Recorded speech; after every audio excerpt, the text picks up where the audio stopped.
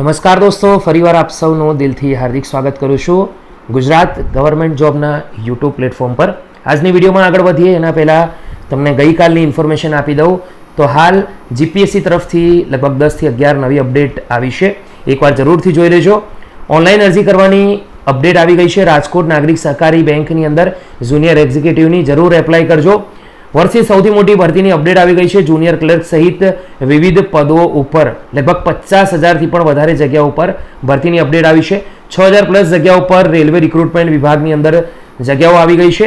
CCE તરફથી official નહીં પરંતુ અનઓફિશિયલ 5,000 પ્લસ જગ્યાઓ સીસીઈ એટલે કે જીએસએસબી ગૌણ સેવા તરફથી આવશે.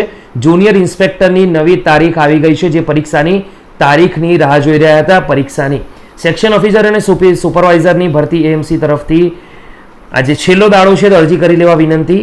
આ ઉપરાંત દોસ્તો 15 વર્ષ બાદ સરકાર ઝૂકી ગઈ છે. ખેલ સહાયક ભરતીની અપડેટ પણ આવી ગઈ છે. ગુડ મોર્નિંગ દોસ્તો, વિડીયોમાં આગળ વધીશું ગુડ ન્યૂઝ સાથે. અને આજની આ અપડેટ શિક્ષક બનવા માંગતા ઉમેદવારો માટે છે.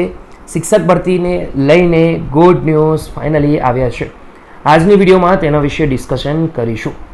આવી જાઓ, સ્ક્રીન પર જોઈ શકો છો એ પ્રમાણે GSERC.in વેબસાઇટ પર શિક્ષણ સહાયક ભરતીને લઈને ગુડ ન્યૂઝ છે એ નીચે મુજબ રહેવાના છે. તો સરકારી માધ્યમિક શાળાઓના અંદર શિક્ષણ સહાયકની જે ભરતી છે વર્ષ 2024ની જે લાંબા સમયથી અટકે છે.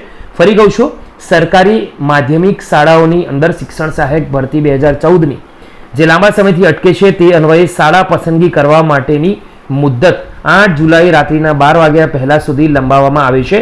તો ઉમેદવારોએ આ બાબત ખાસ નોંધ લેવાની રહેશે. તો અહીંયા દોસ્તો કોઈ પીડીએફ નથી, અહીંયા ફક્ત ને ફક્ત ઇન્સ્ટ્રક્શન અથવા કહી શકાય કે ઇન્ફોર્મેશન પ્રોવાઈડ કરવામાં આવી છે. તો દોસ્તો આ બાબત તમારે નોંધ લેવાની છે. અન્ય મિત્રો સુધી કે જેમને આના વિશે ખબર નથી એમના સુધી માહિતી પહોંચાડવાની રહેશે.